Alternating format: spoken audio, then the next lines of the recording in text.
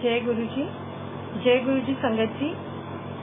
नमस्ते आप सबको एंड मेरे प्यारे प्यारे गुरु जी की संगत को भी मेरा प्रणाम, मेरे प्यारे गुरु जी को भी मेरा प्रणाम। ये मेरा तीसरा लाइव वीडियो है एंड इसकी शुरुआत तो मैं यही कह के स्टार्ट करूंगी कि जब आप गुरु जी के साथ जुड़े होते हैं तो आपका पूरा लाइफ ही एक सत्संग होता है। ये 1, 2 सत्संग या 3 सत्संग, 4 सत्संग काउंट नहीं हो सकता।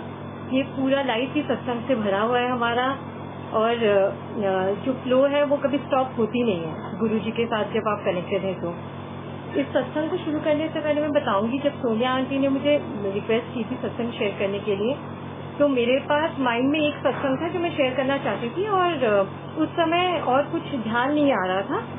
तो मैंने बोला आंटी मैं आपको जरूर बताऊंगी, एक बार मैं क्लियर हो जाऊं कि इसमें गुरुजी की मर्जी है कि नहीं, फिर मैं सत्संग शेयर करूंगी। तो आप मानेंगे नहीं कि दूसरे दिन ही अमृत वेले के टाइम पे जैसे मैंने आंख बंद किया और आईज क्लोज करके कंसंट्रेट करने की कोशिश करी, जाप करने की, तो जितने सारे लोग मुझसे रिलेटेड हैं, जिनसे रिलेटेड मेरे सत्संग थे, वो एक लाइन से उनकी आवाजें मेरे कान में गूंजने लग गई और सारे सत्संग दिखने लग गए। ऐसा लगा गुरुजी कह रहे हैं कि तेरे पास सत्संग नहीं है, तेरे पास सत्संग ही सत्संग है। तो मैंने गुरुजी को बोला माफ कर दो गुरुजी, मेरे पास बहुत सत्संग है, मैं पक्का सारे सत्संग शेयर करूंगी। तो इस तरह से मैं शुरुआत करती हूँ कि स्टार्ट करूंगी कि सबसे बड़ा सत्संग तो यही था जब मैं गुरुजी से जुड़ी। जब मेरे अंकल की तबीयत खराब थी, वो बीमार थे, उनको लिवर डिजीज थी, तो गुरुजी ने ब्लेस करा ओम त्रिशूल डमरू साइन से, एंड उसके बाद मेरे हस्बैंड बिल्कुल रिकवर हो गया, एकदम ठीक हो गया। मेरे को ये नहीं पता था कि सत्संग शेयर करना होता है। जब मुझे पता चला तो मैंने रिटन सत्संग शेयर किया, और उस रिटन सत्संग से मेरे को बहुत सारे लोग मेरे साथ कनेक्टेड हुए, लेकिन नॉर्मल कनेक्शन चलता रहा। उस समय जो मेरे ऑफिस में आंटी थी, उन्होंने मुझसे कहा कि नवनीता, बहुत लोग रिटन सत्संग नहीं पढ़ते, आपको ना वीडियो या ऑडियो रिकॉर्डिंग करना चाहिए। तो मैं वीडियो रिकॉर्डिंग के लिए उस समय तो कंफर्टेबल नहीं थी, बट मैं ऑडियो रिकॉर्ड मैंने किया, और ऑडियो रिकॉर्डिंग के लिए उन्होंने काफी फोर्स किया, तब जाके मैंने परफेक्टली ऑडियो रिकॉर्डिंग करा है। एंड उस टाइम पे कुछ संगत मेरे साथ जुड़ी, उनमें से सबसे बड़ा जो सत्संग मैं अभी शेयर करने वाली हूँ, वो विपिन जी और कोमल आंटी है, हस्बैंड वाइफ है दोनों, वो मेरे साथ जुड़े। विपिन जी को उस समय सेम लिवर डिजीज हुई जो मेरे हस्बैंड को, मेरे अंकल को थी, एंड उनको भी हॉस्पिटल में डॉक्टर ने ये बोल दिया था कि ये ट्रांसप्लांट के बिना ठीक नहीं हो सकता, ये डिजीज आपका नहीं ठीक हो सकता। वो बहुत दुखी थे, वो दोनों हस्बैंड वाइफ रो रहे थे, और वो हॉस्पिटल से सीधा गुरुजी के मंदिर जा रहे थे। और वो अभी भी जब बताते हैं ना मुझे, तो मेरे रोंगटे खड़े हो जाते हैं कि जब वो मंदिर के रास्ते थे तो उनके साथ ही 3 और संगत थी जिनको उन्होंने लिफ्ट दिया, एंड वो बार बार कोई शब्द गुरुजी का बजाने की कोशिश कर रहे थे गाड़ी में, बट बज ही नहीं रहा था। एंड सडनली ये ऑडियो रिकॉर्डिंग बजने लग गया, जो मेरा ऑडियो रिकॉर्डिंग है वो बजने लग गया। तो वो भी हैरान हो गए, दोनों एक दूसरे की शक्ल देखने लग गए कि हम इसी चीज के लिए परेशान हैं, और इन आंटी का सेम सत्संग है, और इनके अंकल को भी गुरुजी ने बचाया है बिना किसी ट्रांसप्लांट के। इतनी ब्लेसिंग थी, और आज गुरुजी ने जैसे जवाब दे दिया, इनको दुखी होने ही नहीं दिया, और ऐसा लगता है कि मेरा ऑडियो रिकॉर्डिंग इनके लिए था।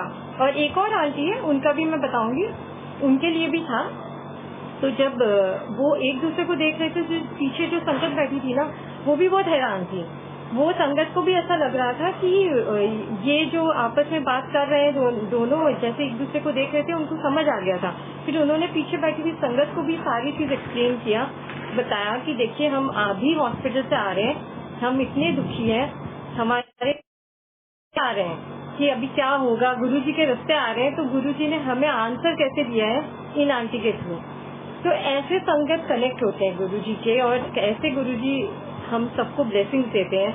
एंड कोमल आंटी और विपिन अंकल जो है, उनके साथ जब मेरा जो रिश्ता था वो वही खत्म नहीं हुआ, उसके बाद भी हम टच में थे, हम एक दूसरे से बातचीत करते रहते थे, लेकिन हम मिले नहीं थे। तो अभी जो ये लॉकडाउन पीरियड आया, उस समय मेरे अंकल को कुछ इंजेक्शंस लगते हैं, जो लॉकडाउन की वजह से जो लोग आते हैं घरों में मतलब इंजेक्शन लगाते हैं, वो लोग भी अवेलेबल नहीं थे, तो उनका वो लेवल डिप हो गया था।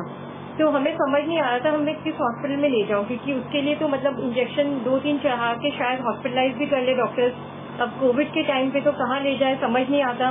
वैसे वो ठीक थे, बस इंजेक्शन का था कि उनको लगवाना था एंड एम्स में लेके नहीं जाना चाहती थी। तो विपिन जी से मैंने बात की। विपिन जी ने मुझे बोला कि नवनीता आंटी मेरे भी कुछ प्रोसीजर्स हैं, शायद मुझे भी एक दिन के लिए हॉस्पिटलाइज होना पड़े, आप ILBS में जाइए, वो कोविड हॉस्पिटल भी नहीं है, वहाँ सब कुछ सेफ रहेगा। उनके थ्रू से मुझे उनके डॉक्टर का कॉन्टैक्ट मिला, मैं कोविड हॉस्पिटल में वहाँ गई, वहाँ पर वो बिल्कुल सब कुछ बढ़िया रहा। मेरे हस्बैंड को इंजेक्शन अंकल को लगे। उसी सेम हॉस्पिटल में दूसरे दिन विपिन जी आए, हम सेम हॉस्पिटल में एक साथ थे, गुरुजी के सत्संग कर रहे थे। सुबह हम आपस में बातचीत कर रहे थे, मैं अपने कुछ सत्संग कह रही थी, वो अपने सत्संग कह रहे थे, हम आपस में शेयर कर रहे थे। तो हमारी जो एक ही हॉस्पिटल में कितने और लोगों का कल्याण हो रहा था, सत्संग शेयर हो रहे थे। ये गुरुजी की माया है बिल्कुल ना, ये उनकी तरीका है सत्संग लोगों को जोड़ने का, सबका कल्याण करने का। इसी तरह से आगे फिर मैं एक और आंटी से जुड़ी, उस समय सविता अरोड़ा आंटी थी, तो उन्होंने मुझसे ये डिस्कशन किया था कि वो भी अपना चीज डिस्कस कर रही थी और मुझे बता रही थी कि नवनीता आंटी मेरे भी अंकल को ये प्रॉब्लम है, तो आप प्लीज एक बार मेरे को भी कुछ हेल्प कीजिए, कुछ बताइए। तो मैंने उनको भी 2-3 चीजें बताई, मैंने डिस्कशन किए, उनको काफी गाइड किया। तो मैं अपने ऑफिस के कॉरिडोर में जब बात कर रही थी, उनके साथ वॉक कर रही थी, तो कॉरिडोर में बात करते करते सडनली आरती आंटी पीछे से आई और मुझे कहती है कि नवनीता आंटी आपके पीछे पीछे गुरुजी। मैंने कहा यार क्या बात कर रहे हो, मेरे को तो सुन के बड़ा शॉकिंग हो रहा है, मेरे पीछे पीछे गुरुजी कैसे हो सकते हैं। तो कहते हैं आप जैसे घूम रहे हो ना चारों तरफ, तो एकदम से गुलाब की खुशबू पूरे कॉरिडोर में है। उनके अलावा एक और संगत थी, उनको भी खुशबू आ रही थी, बट मुझे नहीं आ रही थी। तो मुझे समझ नहीं आया कि ये मतलब ये भी गुरुजी की महिमा है। कभी कभी कहते हैं कि उनकी खुशबू साथ में 3 बंदे बैठे हो, 4 बंदे बैठे हो, एक को आएगी तो 3 को नहीं आएगी, तो कभी 3 को आएगी 1 को नहीं आएगी, ऐसे भी होता है। तो गुरुजी का ऐसा जो सत्संग है ना, वो चीज मतलब हमें समझ आना बहुत मुश्किल है। उनके जो प्लान है वो चीजें एकदम अलग है। एक और जो हमारा ये विपिन जी और कोमल आंटी का जो साथ है वो अभी तक भी है, और अभी भी मैं उनको भी कहती हूँ कि वो जरूर सत्संग शेयर करें। एक वैसे ही मेरा सत्संग है मेरी डॉटर सुहानी से रिलेटेड, कि मेरी डॉटर को एक ऑडिशन देना था, वो बहुत इम्पोर्टेंट ऑडिशन थे। तो उसका फर्स्ट राउंड जो था उसमें तो उसको नैना सॉन्ग मिला, जो वो बहुत अच्छे से उसने गाया, और वो उसको क्वार्टर फाइनल में गाना था। उसके सिंगिंग टीचर जो है ना, उन्होंने उसे गाना दिया लग जा गले। अब लग जा गले जो गाना है उसका इम्पोर्टेंस मुझे अच्छे से पता है कि वो कितना अच्छा सॉन्ग है, और उस सॉन्ग को गाना एक 8 साल के बच्चे की एबिलिटी में नहीं है। तो इसकी सिंगिंग टीचर ने जैसे ये सॉन्ग दिया, मैंने सुहानी को बोला मुझे सॉन्ग चेंज कराना पड़ेगा। मैंने गुरुजी को भी बोला, गुरुजी मुझे पता है ये गाना आपका फेवरेट है, मेरा भी है, लेकिन मेरी बेटी बहुत छोटी है और वो क्वार्टर फाइनल में फेल हो जाएगी, वो ये गाना नहीं गा पाएगी। तो मैं उनके टीचर के पास भी गई ये बोलने, रिक्वेस्ट करने की आप प्लीज ये सॉन्ग चेंज कर दो। तो टीचर ने बोला मैं आज आपकी डॉटर को सिखा रही हूँ, आप सुनना, उसके बाद आप डिसाइड करना कि आप क्या करना चाहते हो। मैंने गुरुजी से दुआ किया कि गुरुजी अगर आप चाहोगे तो ही शायद वो गा सकेगी ये वाला गाना। उस लड़की ने एक ही दिन में इस सॉन्ग को ऐसे पिक किया ना, जो गुरुजी के ब्लेसिंग्स के बिना पॉसिबल नहीं है। एक छोटा बच्चा इस गाने को कभी इतने अच्छे से नहीं गा सकता जैसे सुहानी ने गाया और मुझे सुनाया। और सुहानी का यही गाना जब उसने क्वार्टर फाइनल में गाया ना, बहुत बड़े बड़े बच्चे थे वहाँ पर, तो जो जजेस है ना उन्होंने इसको बोला कि बेटा यही गाना इतने बड़े बड़े लोग भी गा के गए हैं, बट आपने जैसे गाया वैसे किसी ने नहीं गाया। अभी वो मेरे साथ ही बैठी है और मुझे डिस्टर्ब करने में लगी हुई है, तो मैं एक बार चाहूंगी कि 2 लाइनें वो गा के सुना दे कि कैसे गुरुजी ने उसकी वॉइस ब्लेस करी थी, वो सेमीफाइनल तक पहुंच गई थी ये गाना गा के। तो सुहानी एक बार ये सुनाए, सुना।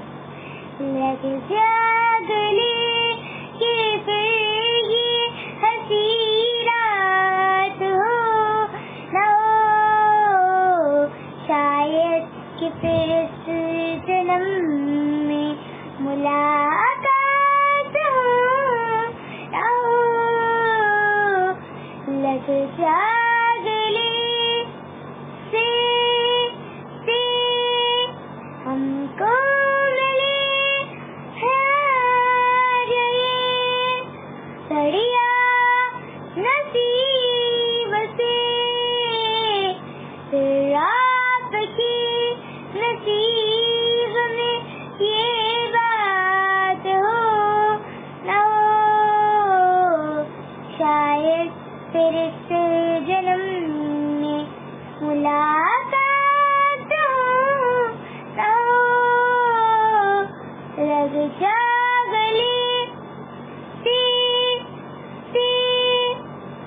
थैंक यू सुहानी। मैं आगे सत्संग कंटिन्यू करूंगी अपना। तो सुहानी को ये गाना गाने का मौका जो गुरुजी ने दिया, मैं इसके लिए गुरुजी को बहुत बहुत थैंक यू, बहुत शुक्राना करूंगी। और कैसे गुरुजी ने सुर डाले हैं वो उन्होंने ही डाले, वरना पॉसिबल ही नहीं था कि कोई छोटा बच्चा इस गाने को गा सके और क्लियर भी कर सके ऑडिशंस को। इस तरह से मुश्किल हो जाता है ऐसे डिसीजन जब लेने होते हैं, बट गुरुजी ने तो एक ही दिन में कर दिया जादू, क्योंकि ये सुर पकड़ना एक 8 इयर्स के बच्चे के लिए पॉसिबल नहीं है अगर गुरुजी का हाथ ना हो बच्चे के ऊपर।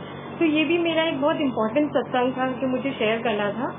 और फिर एक मेरे अंदर हमेशा माइंड में रहता था जब से मैं गुरुजी से जुड़ी थी, पुरानी संगत नई संगत। मुझे हमेशा ये लगता था कि गुरुजी मैं आपसे इतना प्यार करती हूँ, आप मुझसे इतना प्यार करते हैं, और अगर इतना प्यार करते हैं तो मुझे तब क्यों नहीं बुलाया।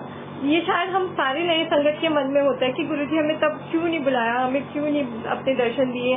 मैं हमेशा सोचती थी कि वो पुरानी संगत ज्यादा ब्लेस्ड है और हम शायद इतने लायक नहीं है कि हमें गुरुजी बुला सकते थे, मतलब उस समय ऐसा थॉट प्रोसेस मेरे माइंड में चलता था। तो मैं सबसे पहले जो गुरुजी की पुरानी संगत है वो विशाल ओहरी अंकल है, उनसे मिली थी। और उससे पहले मैंने उनसे एक आध बार फोन पे बात किया था, लेकिन मुझे पता नहीं था विशाल ओहरी अंकल गुरुजी के संगत है। तो जिस दिन मुझे पता की संगत है तो मैं चाहती थी कि वो मुझे शेयर करे, जो सत्संग है उनका भी मुझे बताएं। तो उन्होंने अपना सत्संग मुझसे शेयर किया था, मैं यहाँ बताना चाहूंगी क्योंकि वो भी बहुत बड़ा सत्संग था। उन्होंने कहा था कि जब वो गुरुजी के पास गए थे तो उनको एक डिजीज था हाइपोग्लाइसेमिया, जिसमें आपका शुगर लेवल ड्रॉप होता रहता है। और उनको सारे डॉक्टर्स ने जवाब दे दिया था कि ये ठीक नहीं हो सकता, ये वाला आपका जो है it is not it can be cured, allopathy में इसका कोई ट्रीटमेंट नहीं है। तो जब वो लाइन में लगे हुए थे गुरुजी के पास, जब पहुंचे थे तो गुरुजी ने उनको उनके माइंड में चल रहा था कि उनको गुरुजी को बताना है नहीं बताना, वो श्योर नहीं थे। तो उन्होंने लेकिन फाइनली गुरुजी को बता दिया कि गुरुजी मेरे को ये दिक्कत है। तो गुरुजी ने बोला क्या दिक्कत है, फिर से पूछा। अंकल ने रिपीट किया। तो जैसे ही अंकल ने रिपीट किया तो गुरुजी तब इमरती प्रसाद बांट रहे थे लोगों में, एंड ये उन्होंने 2 इमरती प्रसाद हाथ में दिया और बोला चल निपट। तो अंकल कहते हैं जैसे मैंने 2 इमरती प्रसाद खाया तो उसके बाद 3 दिन तक इतनी एनर्जी उनके अंदर थी, जो बिल्कुल एनर्जी लेस थे उनके अंदर इतनी एनर्जी थी कि 3 नाइट्स बिना सोए बिना खाए वो बिल्कुल ठीक थे, and he got completely cured. जिस डिजीज के लिए डॉक्टर्स ने बोला कभी ठीक नहीं हो सकता, कोई दवाई नहीं है, तो वो पूरी तरह से क्योर हो गया। अब विशाल ओहरी अंकल एक और चीज के लिए बहुत इम्पोर्टेंट है मेरी लाइफ में, कि मेरे माइंड में जो पुरानी नई संगत वाली चीज थी ना, मैंने उनके साथ तो मुझे कहते हैं कि गुरुजी से कितना प्यार करते हो आप। तो मैंने कहा मैं तो बहुत ज्यादा गुरुजी से प्यार करती हूँ, और मुझे हमेशा लगता है कि मुझे क्यों नहीं तब बुलाया जब मैं उनको देख पाती सामने से। और तो मुझे पता है गुरुजी इज ओमनी प्रेजेंट, वो हमेशा है हमारे पास, बट फिर भी फील होता है ना थोड़ा सा। तो मुझे कहते हैं कि आप नवनीता ज्यादा ब्लेस्ड हो। और उन्होंने ये भी बोला कि नई संगत जो है ना, उन्होंने गुरुजी को, ज्यादातर नई संगत ने गुरुजी को भगवान के रूप में ही समझा है, इस चीज की अंडरस्टैंडिंग रखी है। जो कि मैंने भी उनको क्लियरली बोल दिया कि मेरे लिए तो मेरे रब है, उनसे ऊपर कोई नहीं है। और ये है, ये फैक्ट है, भगवान के होने का जो एक एहसास है ना, वो मेरे गुरुजी ने ही मुझे दिया है और बहुतों को दिया होगा। आई एम श्योर इतनी संगत जो आती है बहुतों को दिया होगा, उन्होंने मुझे भी दिया। एंड सिमिलरली विशाल अंकल ने कहा कि जब हम गुरुजी के पास जाते थे हम उनको गुरु के रूप में देखते थे, हमें धीरे तब इतना नहीं समझ आया, हमें अब ज्यादा समझ आता है। और आप लोगों को तो डे 1 से मतलब कनेक्ट होते ही थोड़े दिनों में ये एहसास हो जाता है कि Guruji is the ultimate, and actually Guruji is the ultimate, वो सबसे टॉप मोस्ट है फॉर मी, एंड उनके जैसा और कोई नहीं। एक और चीज जो गुरुजी हमने बाद में मुझे बहुत बार ये चीज मैंने सुनी है, जब मैंने वाक्या और ये सब फॉलो किया ना, तो ये बड़ी बार मेरे पास ये मैसेज आया, तो मुझे लगा I should share this message कि जो सेवादार है ना, उनके लिए गुरुजी ने मैसेज दिया था कि उनको रूड नहीं होना चाहिए किसी के भी साथ। अगर उनको किसी को मना भी करना है ना, तो वो प्यार से मना कर सकते हैं। सेवादार होना बहुत मुश्किल काम होता है, बहुत आपको टायरलेस जॉब है, तो आप कभी कभी रूड हो जाते हो, वो नहीं होना चाहिए। बल्कि कभी कोई अगर अपने घर में भी सत्संग करता है, तो हम जैसे अपने घर में लोगों को बुलाते हैं तो हम खुद भी सेवा कर रहे होते, हमें भी किसी के साथ रूड नहीं होना।